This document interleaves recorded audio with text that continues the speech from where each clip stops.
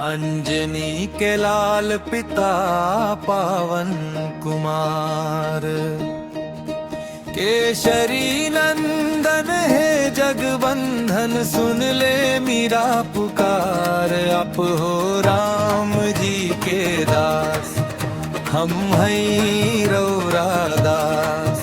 जापू राम राम राम सीता राम, राम सीता राम राम। सबके संकट हारने वाला वीर हनुमान, बोले जय श्री राम, जय जय श्री राम, जय राम। लाल लंगोटा तन पे सोहे, हाथ गदा भारी, राम नाम के धुन में डूबल दुनिया सारी।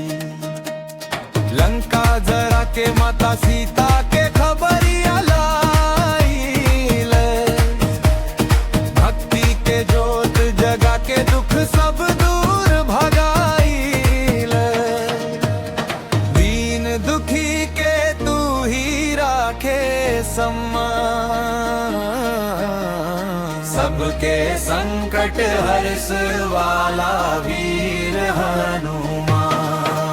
सबके संकट हार वाला वीर हनुमान, बोले जय श्री राम, जय जय श्री राम। संकट मोचन नाम ता हर जग में गूंजेला, जे तो हेरा के ध्यावे ओ कर भग खुल जाला। पवन पुत्र बलवान दुलारा रघुवर के, भक्तन खातिर दौड़ पड़े सको पल भर में।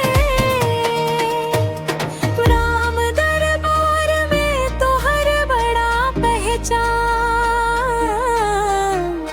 सबके संकट हर्ष वाला वीर हनुमान। सबके संकट हार वाला वीर हनुमान, बोले जय श्री राम, जय जय श्री राम। मंगल मंगलवार के दिन दीप जलाइब, लड्डू फूल सिंदूर चढ़ा के भजन सुनाइब।